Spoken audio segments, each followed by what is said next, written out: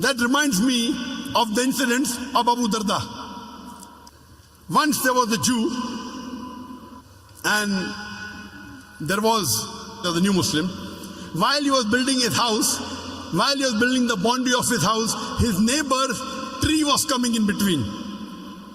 So he could not build the boundary. So the Prophet told the neighbor that, give this tree to him, I will give you a tree in Jannah. He said no. He refused. So Abu Darda heard of this, and Abu Darda had the biggest garden of dates in Medina. The biggest and the best garden of dates in Medina. When he heard this, he went to the Prophet and told him that if I am able to get that tree, will I get that tree in Jannah? The Prophet said yes. Getting a tree in Jannah means Abu Darda will also go to Jannah. So Abu Darda goes to that man. He said, do you know who I am? He said, no. He said, I am Abu Darda. Ah, of course I know you. You have the best and the biggest gardens of dates in Medina.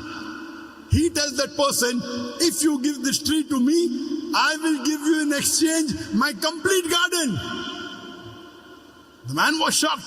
Is he crazy? For my one tree, the complete garden, the biggest in Medina. He willingly agrees. Abu Darda comes back to the farm and tells his wife, today I have struck a very good deal. What is it? He said, I sold my complete garden for a tree in Jannah. And his wife replies, ah, what an excellent deal have you struck. Today a wife will say, you're a fool. You should have given 10% of the garden. Why did you give full? Someone will say, you're a fool. Why did you give a full garden? You should have given half. But Abu Darda's wife says, what a good deal you have done. You have sold the full garden for a tree in Jannah. And after that, Abu Darda and his wife lived in poverty till they died. But they were promised paradise. These are the examples of the Sahabas. When we look at them, we are nothing. We feel ashamed. What are we doing? You see the lifestyle of the Prophet and the Sahabas and the Khulafa Rashidin. They put us to shame.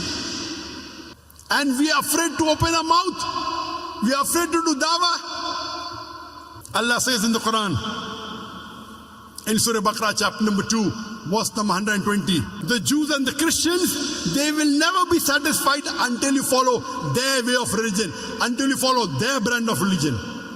Allah is saying in Surah Baqarah chapter 2, verse number 120, you know, we try and impress the Westerners, our non-Muslims. Okay, fine, try to make them happy. Allah says, the Jews and the Christians, they will never be satisfied unless you become a Jew or a Christian. You try and satisfy them, anything, they will never be satisfied until you become Jew or a Christian. Allah says in Surah Baqarah chapter number 2, verse 111, and they say that you Muslims, you shall never enter Jannah unless you become a Jew or a Christian. You Muslims with all your piety, with all your salah, with the mark on your forehead, with your sawm, with your fasting, with your hajj, you shall never enter Jannah unless you become a Jew or a Christian. Allah continues and Allah replies, Tilka amaniyuhum. This is the wishful thinking. Bakwas hai bakwas, vain desires.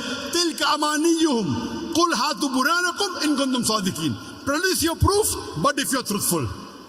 Allah says that when anyone makes tall claims that only we will go to paradise, Allah says, Qul hatu burhanakum. This is your wishful thinking, your vain desires, bakwas hai bakwas.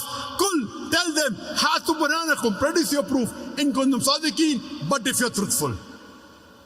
And these Christians, they have produced their burhan, their holy Bible, in no less than 2,000 different languages of the world. My Bible says this, my Bible says that. My Bible says this, my Bible says that. Christian missionaries throughout the world, they are knocking at the doors of the Muslims. They are knocking at our doors and saying, my Bible says this, my Bible says that. Allah says, Qul hatu burhanakum, produce your proof. They have produced their proof. They have produced their proof, the Bible, in no less than 2,000 different languages of the world. And they go on knocking at the doors of the Muslims. My Bible says this, my Bible says that. My Bible says this, my Bible says that. What do we have to do? Do we have to follow hook, line and sinker? When anyone shows you the proof, what do? You check the proof. When someone shows you the identity card, you check whether it is correct or not. So they are showing you the proof, the Bible. What are we doing? Are we checking the Bible?